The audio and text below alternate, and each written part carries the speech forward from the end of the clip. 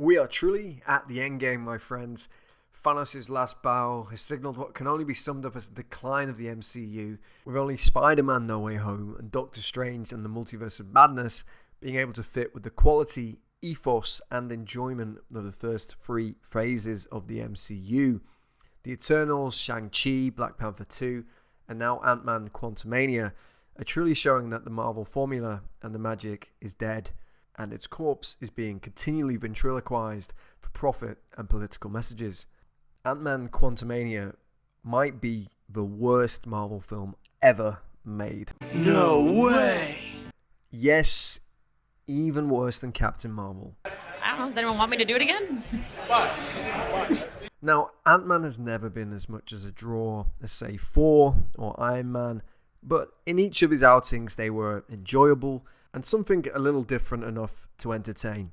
Ant-Man 3 throws this all down the toilet to be boring, bizarre, plagiaristic, pointless, and horribly written.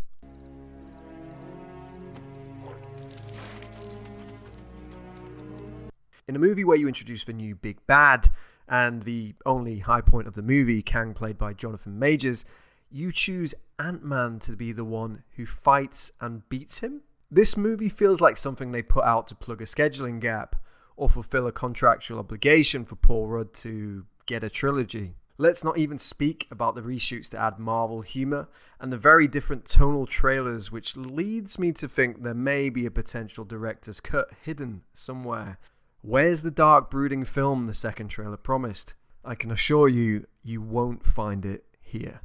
Ant-Man Quantumania begins with Paul Rudd's Scott Lang living the life of a celebrity post the defeat of Thanos, doing book readings, getting free meals and coffee from fans, and taking pictures with dogs. His daughter Cassie, now in her teens, is some kind of political rebel, I think, because her dad wasn't there for her in the blip, I think. And there is no conflict really there between her dad and her, which actually leads to any drama payoff or stakes. Yeah, I'm certain on this point at least. Anyway, after retrieving Cassie from county jail for protesting something, Ant-Man, Evangeline Lilly's Hope, Wasp, and Cassie have dinner with Michael Douglas's Hank Pym and Michelle Pfeiffer's Janet Pym. During said conversation, it turns out Hank, Cassie, and Hope have been doing a secret science project unbeknownst to Ant-Man and Catwoman. I mean, Janet. Cassie, somehow, despite not demonstrating any scientific genius or acumen in any way to this point, has built a quantum realm Hubble telescope in her basement which can send and retrieve signals in the quantum realm, so she can effectively map the quantum realm without ever entering. Also, Hank has some very intelligent ants, which comes up as such a quick throwaway and weird thing to demonstrate to the audience, but returns later in a Aquaman-esque callback, which feels really dumb. So on hearing that the signal bounces back, this makes Janet mad, so she fails to safely remove hardware, pulls the plug, and causes the device to suck all of them into the quantum realm, where they then set out to find a way home and defeat the evil Kang the Conqueror. From this point, it turns into a bad pastiche of Star Wars, coupled with Love and Thunder type humour, bizarre political messages, and horrendous dialogue. Oh yes, it becomes a right stinker. Cool. This coffee smells like shit. It is shit, Austin. Quantumania seems like it wants to be a bit out there, something different, something weirder, but everything it tries falls diabolically flat. If you want to go weird, go full weird, and jump into that, and the world building. Instead, the audience gets nothing for us to be immersed by, nothing for us to care about, nothing for us to really understand. What did Kang really do to the quantum realm? Why are there rebels? Why is there only like 30 of them? Why should we care about any of the characters who aren't the leads? What are the real stakes here? Why care about anything? None of these questions are really answered to any degree for the audience to simply give a damn. Now, Hellboy 2 navigated the lines of blockbuster and weird avant-garde perfectly.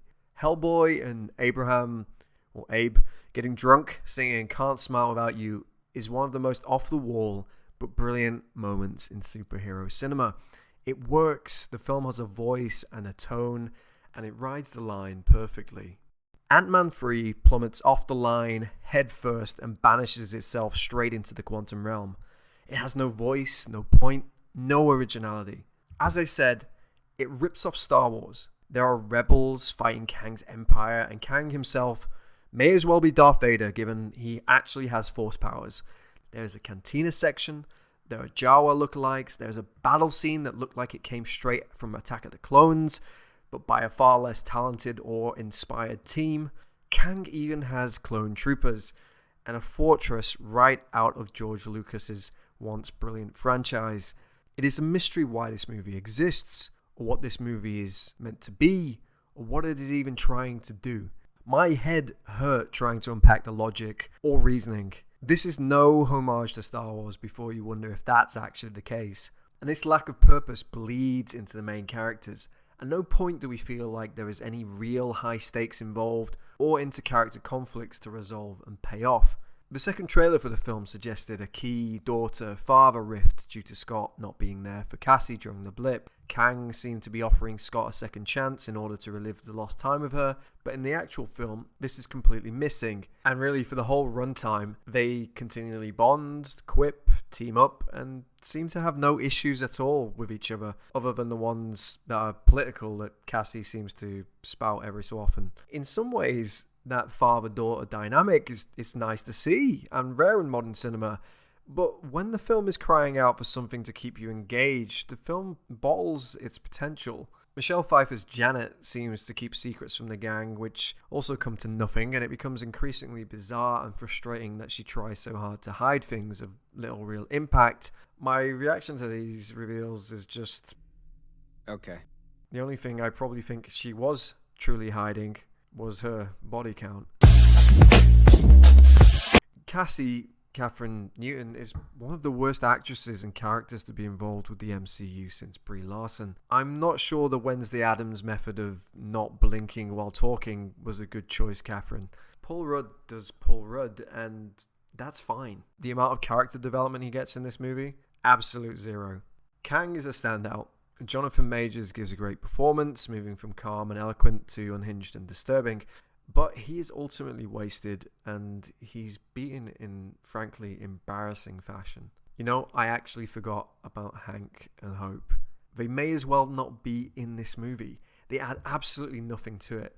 They're just there doing things for some purpose that no one knows or cares about. And fan favourite villain MODOK makes an appearance in this movie, which quickly turns into an initially funny gag, but then is dragged out over and over, culminating in some of the worst jokes, humour, and written dialogue in movie history. The lecture from Cassie on how not to be a certain something gave me Star Trek Picard level vibes of dialogue atrocity. It seems true that this movie went back for reshoots to add the Marvel-esque jokes, and no doubt it has made the movie worse for it. Had they not done so, would it have saved the movie? Hell no. It's a dumpster fire with or without. A completely green screen film dumpster fire. James Cameron has just wowed audiences worldwide with the CGI-filled Avatar: The Way of Water, a creative, vibrant, and immersive experience. And so seeing Ant-Man try to attempt a similar feat is painful. It fails on every level. Creatively bankrupt in imagination and direction. It's a slog to look at, and I feel for all those talented VFX artists who were overworked to produce this terrible movie. The ones who fill up 90% of the 10-minute credit sequence. Honestly, count the number of VFX teams who worked on this movie, outsourcing from hell. This was one of those rare movies where I was truly ready to walk out of the cinema. That puts this on par with movies such as Epic Movie and Transformers 2. So if you want a benchmark, there you go. I have nothing against the actors and the people who worked hard on making this movie. The blame though surely sits with the higher-ups for green-lighting this non-entity of a production. The Marvel formula no longer works. The humour is now overbearing and childish, and the legacy characters we grew up with are being phased out and are being replaced by unlikable and uninteresting characters. Someone needs to do the right thing and put this old dog down. Antman Quantumania is terrible on every level and should be avoided like a siesta in a bed full of bullet ants. Thanks for watching. If you liked the video, please like and subscribe, share, do all that kind of stuff. And yeah, there'll be more reviews coming out as soon as I can. Thanks very much for watching. See you later. Bye.